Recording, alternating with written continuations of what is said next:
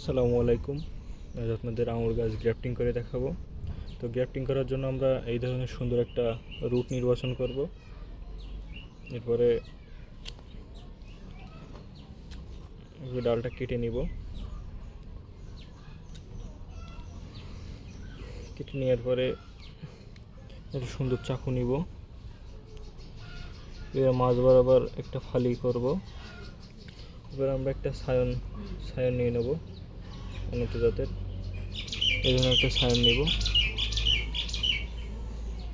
এরপরে আমরা দুই সাইড দিয়ে তেসলা করে কেটে নিব।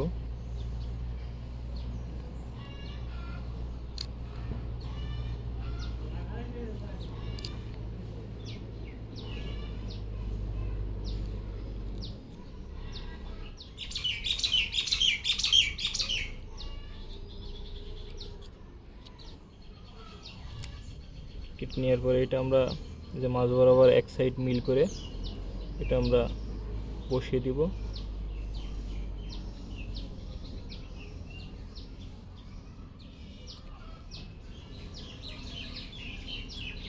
যে কোনো এক সাইড আমরা মিল করে দেব। এরপরে আমরা পলিটিপ নিব। পলিটিপ নিয়ে সুন্দর করে টেপ করে দিব, যাতে যেন কোনো রকম পানি বা হাওয়া বাতাস না লাগে। একটু টাইট করে বেঁধে দিব সুন্দর করে।